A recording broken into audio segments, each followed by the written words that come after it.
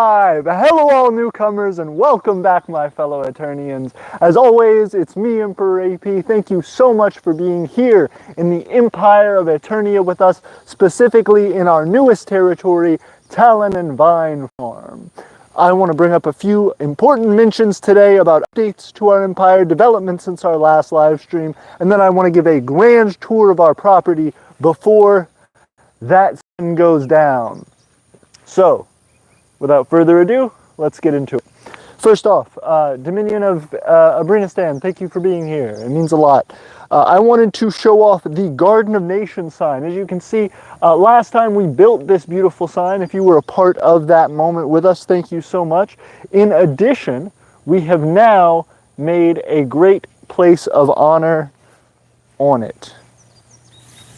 Some of our longtime friends and supporters in the micronation of Beatuscras, Lady Elizabeth, as its leader, as one of its shared leaders, has been a supporter of the Empire of Aeternia for a long time, and as such, in starting the Garden of Nations and wanting to invite many micronations to come and be a part of feeding people with us, we wanted to start by giving the first place of honor to, of course, Beatuscras. So, Beatuscras, thank you so much for your longtime support of us. They have been patrons of the Empire of Aeternia's Patreon for a very long time, have supported us plenty, and have been a big part of the inspiration and the push for making this happen.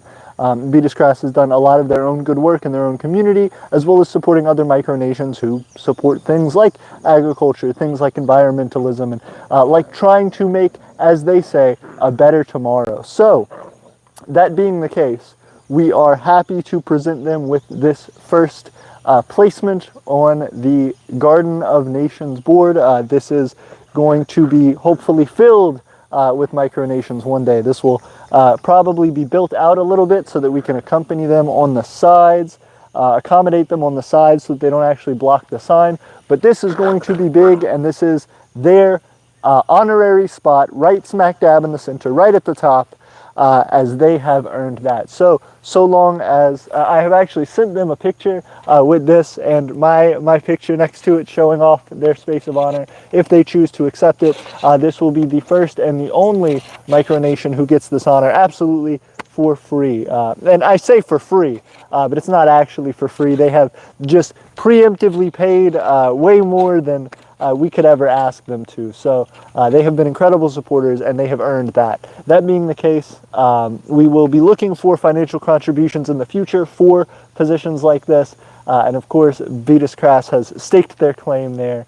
So as long as they accept that and are happy with it, we will move forward with this as the Beatuscras leading the way in the start of the Garden of Nations. That being the case, I have some additional updates to bring you.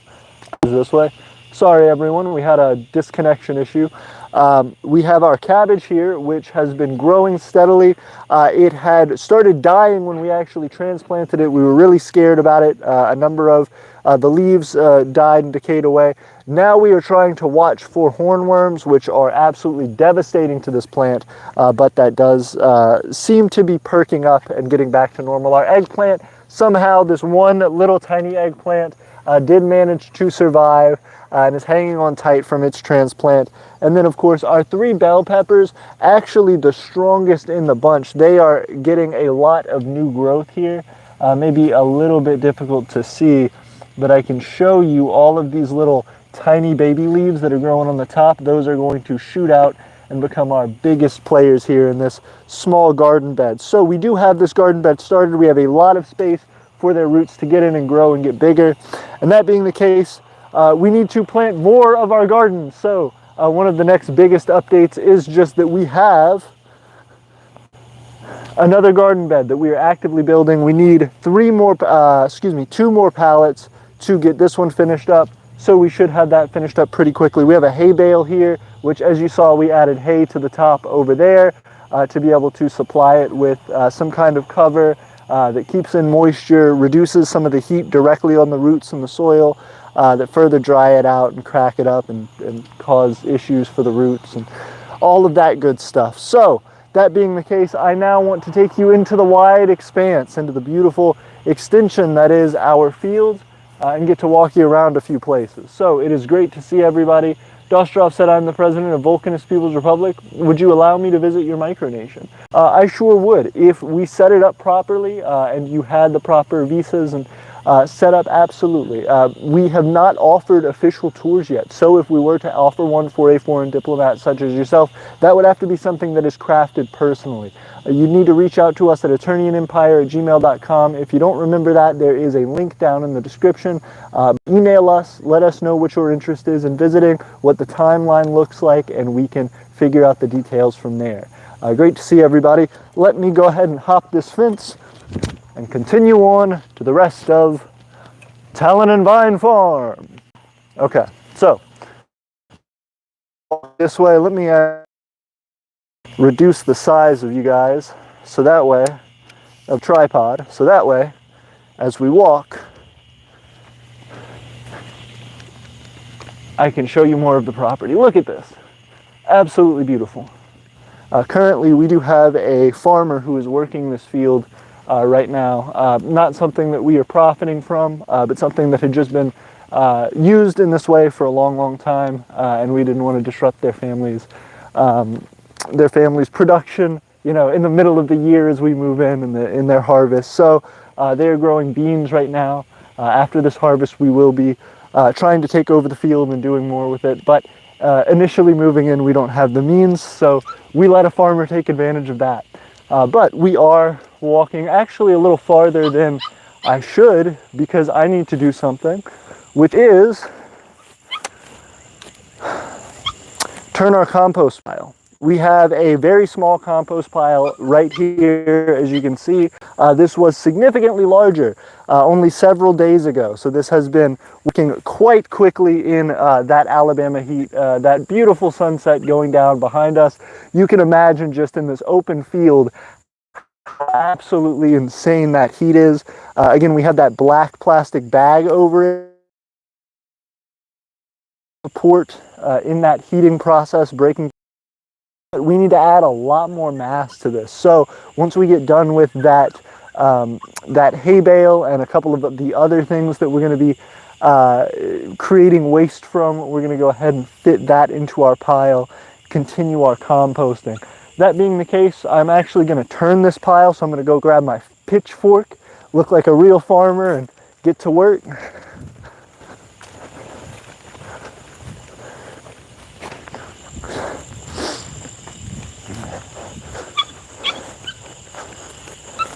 And again, this is all things for a very small garden.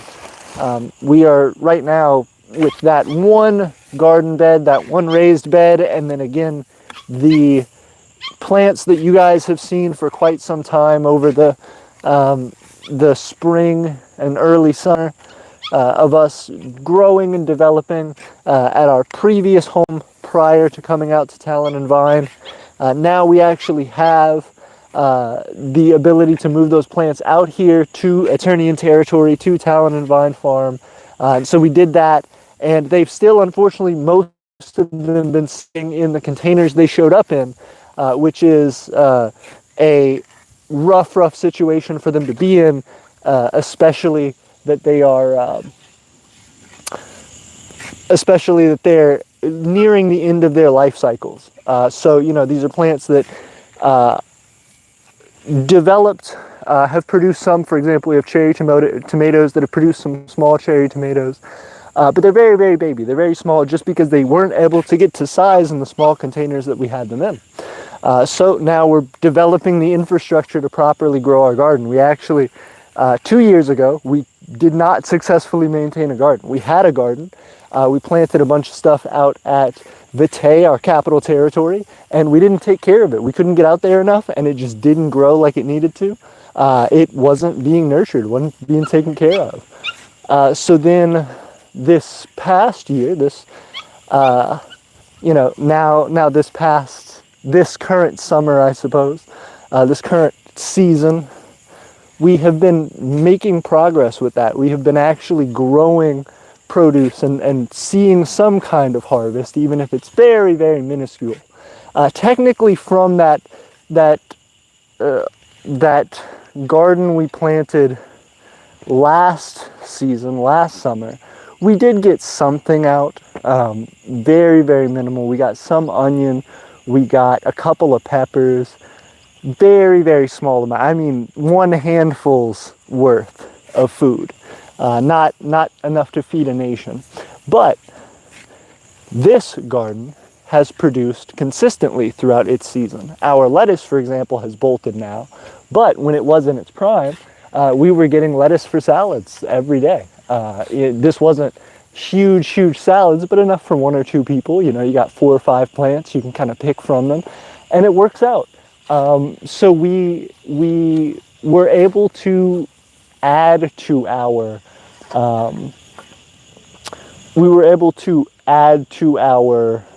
diet from our own produce, which was nice. It kind of reduced our food budget just a little bit, although that meant that, again, we didn't get them transferred in time, so it was a lot of difficulty with that aspect of, you know, we know we're not going to get the yield that these plants really deserve to grow into. So we built the garden beds, and now to supplement those garden beds, we're starting this compost pile.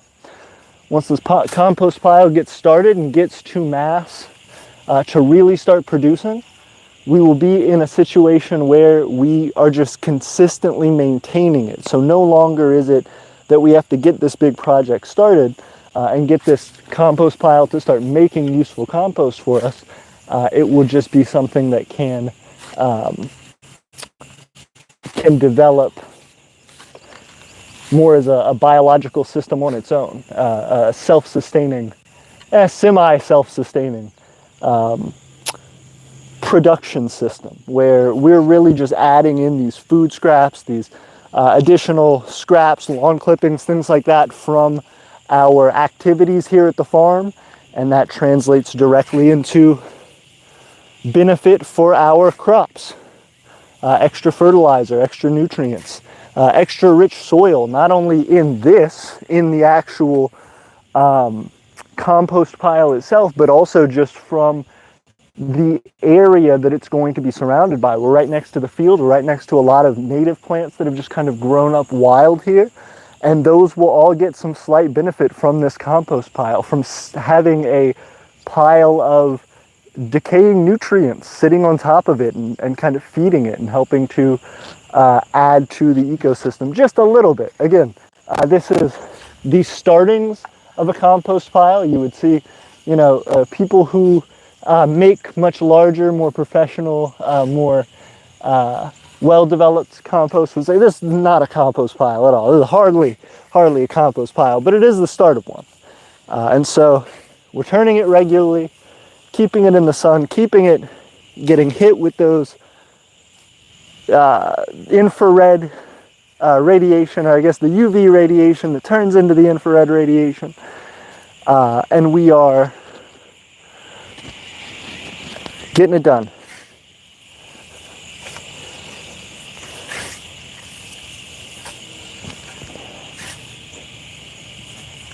So once we get done with this, which I'm almost done with the pile, I'm going to transition to showing you guys some upgrades to our forge. We have not talked about our metalworking industry in some time, but it has never left our minds and our efforts. We have been steadily working, trying to figure out a way to best invest in our production system for casting metal. Now, one of the biggest roadblocks we ran into, which has halted a number of projects we had in that industry, is actually keeping our molds hot enough. This is something that isn't just an issue for us, but this is something that has to be taken into account when working in this industry. You know, multi-million-dollar companies have issues with this all the time, and it's something they have to keep consistent solutions for and backups for, and that is just keeping those molds hot. So what we have decided to do to improve our system for doing that, originally we were just prepping the molds in a hot oven, getting them ready to be thrown on, and then we would actually go ahead and take them straight out of that hot oven, set them on the ground, and have the molten metal poured on top. That worked semi-well, but you would still have a high failure rate for molds, and that was not good for us. That's not a practical model for us to develop an industry on. So we had to come up with something else. What's going on, everybody? It's great to see you guys. Drew said, yep, it's dope, huh? Thank you guys for hanging out. Okay. United Oldham said, cool land for new territory. Absolutely. Thank you so much for being here. And I'm excited to show you guys the rest of the stuff besides our compost pile that I now threw a brick on, and I'm going to let sit for tomorrow and see how it does. We actually got a little bit of rain here earlier, so potentially that will help things along. But I have another surprise. We passed it up earlier, a nice segue, and I'm still in front of it for dramatic effect. Let's see if I can unveil it properly. Da-da-da! A hole in the ground. What use is a hole in the ground? AP asked the audience, and I will tell you. This is going to be our newest charcoal furnace. When we initially started with our metals melting industry, this is how we started. Not in this exact form, actually a more primitive form than this, just with some bricks in a circle. But we made a charcoal kiln like this to melt aluminum in the first place. Let me make sure my mic is still on and good. Looks like we're good to go. Okay. So we started with a charcoal kiln like this, and it worked, but it was really difficult. A lot of the bits of aluminum that we were able to melt were just little pieces and chunks. We couldn't really shape it. We couldn't really do anything with it. Now it is coming full circle after we've developed a way to nicely and with very, very high heat, very, very consistent heat our furnace using a heat our metal using a propane furnace. We now are coming full circle with the mold heating furnace being a charcoal furnace. So what we actually have is kind of an interesting engineering solution. We have this, which is almost built like a oh goodness, I'm going to blank on the name. A rocket stove. If you guys have seen or heard about rocket stoves, they're very popular on YouTube. They're very popular in a lot of different social media because they are a super, super efficient stove where you have a long tube, basically not quite in an L shape, but almost at an angle, where you have this cool air up at the top of a smokestack, and you have the opening, which is high heat, burning a lot of fuel, and that creates a suction effect, which combusts the fuel really efficiently, heats it very, very hot, and is just a very cool design. So we have taken a reduced version of that, and with that comes reduced efficiency, but it will work well for us. We have taken this inlet here and designed it so that it actually is relatively level with the ground. It will be a little bit higher than where we normally have the ground level, but it's set up in such a way that the actual opening is a few inches below the surface. And what that does is when we have this small smokestack here, this small place that's just a few inches above the surface, we look at our environment and we notice something. We have right here a hill, not a very large hill, but a hill. And this hill makes it such that when wind blows from your direction, it comes rushing up here and goes straight into this hole. Now that's happening. We've tested the wind direction. That's happening regardless of whether this is here or not. So knowing that the wind is kind of funneled up to this point, actually trying to go kind of in between these buildings, but coming this direction, we've set up our kiln nearly in line with that trajectory, such that we have this this furnace which is sucking up air and producing that rocket stove type effect. Now this, again, is not a rocket stove. It's not designed nearly as efficiently, but similar in concept. So we have tested this out just with small burnings, trying to, you know, just start fires and stuff, and this has worked out pretty well, which has been cool. Burns fairly efficiently. And so what we're going to be doing is we're going to use this not only to burn charcoal, heat it super hot, and cast our ingots, our different metal projects in it, our different you know, statues if we want to make them for different micronational leaders, or tools or weapons or whatever we're doing. We can build all of that into molds, cast the molds in here, or superheat the molds in here, and then cast them directly from there. So this is a one-stop setup for us to have our molds prepped, ready to go, and poured into. So this is a pretty interesting setup. I'm excited to see how it works on the actual metal casting. So this is one of the biggest projects that we've been working on and that I've been excited about, other than the garden.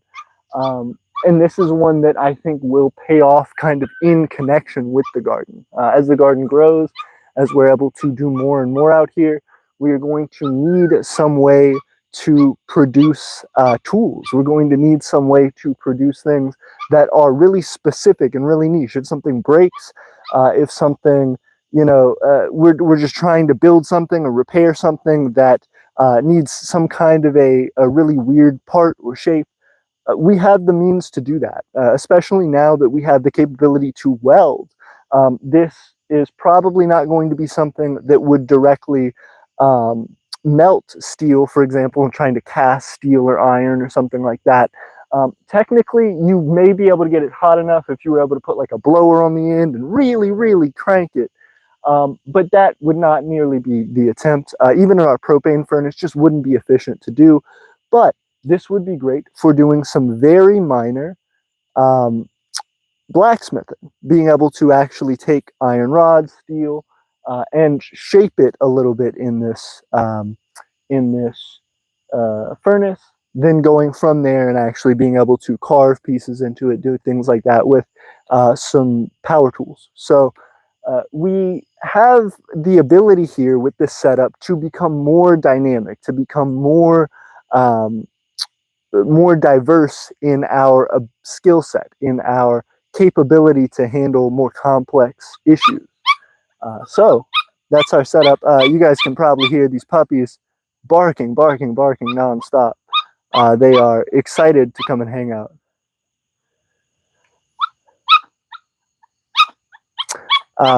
Micro-Socialist Republic of Syria says, Sarusia says, nice industry. Thank you so much. It's great to see you. Okay, so we have this set up. Now, what we are going to be doing is showing you guys the rest of the property. First off, I do once again want to shout out the beautiful sunset. Absolutely wonderful. I know it's tough to see here, guys. Maybe I can get my phone to focus on it a little bit. Nope, not at all. But incredibly beautiful sunset. And this field. Hey, Queen Bougie has joined us. Queen Bougie, how are you? It's great to see you. I actually have been wanting to send you an email. I sent Queen Elizabeth, Lady Elizabeth of Beatus Crafts an email earlier today with regard to the Garden of Nations, and I wanted to send you one as well. So if you are available later, I would be excited to see your reply to that. But I also want to try to get something started for a live stream or some sort of some sort of collaboration between our nations. So that will be included in the email. I'm excited to discuss further, but it is great to see you. Thank you so much for being here. Other than that, we have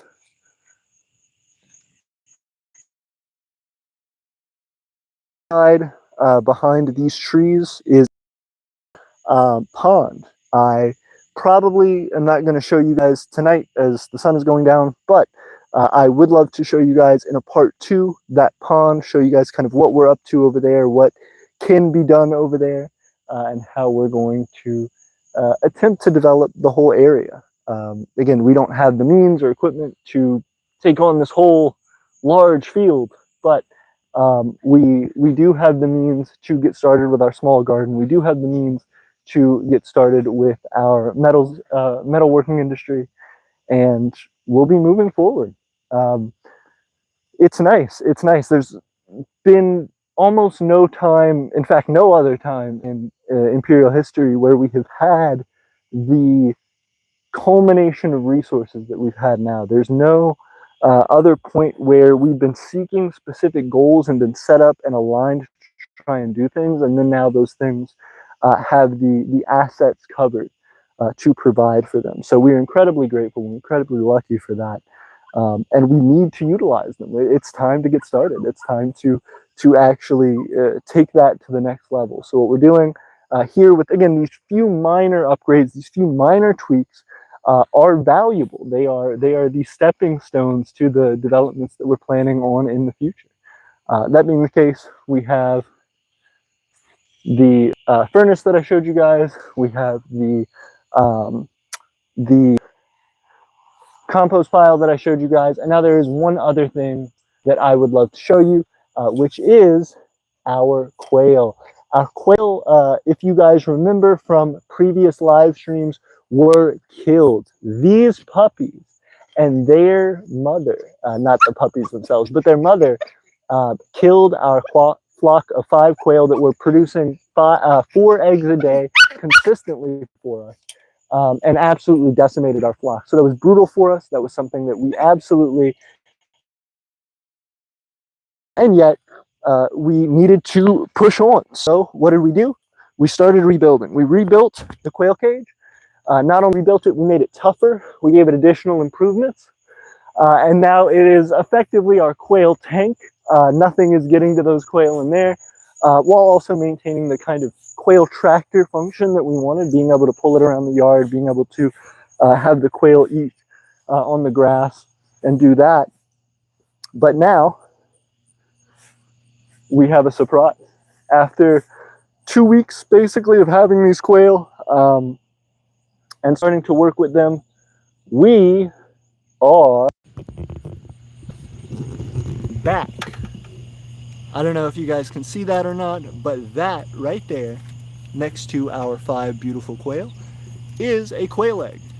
That is our second quail egg. We actually got one yesterday, so it appears that just one of our hens is laying, and that egg has probably been fertilized. So that is something that we are excited about, because we can start to incubate. What we're probably going to do is wait about a week or so to get a larger buildup of eggs, and also encourage some of the other hens to start laying. And once that is the case, we will be ready and set to start incubating and start increasing the size of our flock.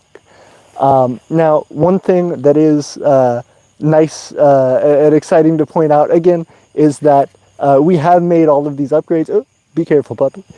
We've made all of these upgrades, so we have the vicious barbed wire here. We have these little spiky bits right here to prevent any gnawing or chewing or messing with and trying to pull out the wire. And then these puppies have been attempting this entire time to break into this thing, but fortunately they are not tall enough yet to actually try and climb up here. So we will be moving them before they can get the ability to climb up there. That being the case, the quail are doing well. We've been able to give them sand baths and start to get them cleaned up and more settled as our flock. So in particular, we have this one very snowy white quail there, very cute. I love that one. That one's my favorite, I think. But we have our flock now. We're back to our full capacity as we were, except Our hatching is just starting, and soon we will be ready to do a lot more. So once we get that hatching started and kicked off, we will be moving forward with trying to incubate, then trying to actually build up a clientele list for selling eggs, selling quail themselves, and moving forward. Again, this is bare bones start of our agriculture industry, but we aren't stopping. Every season, every opportunity, we want to try to have something out here that's growing or being prepared. So we had the opportunity to really make something exciting happen. That being the case, let me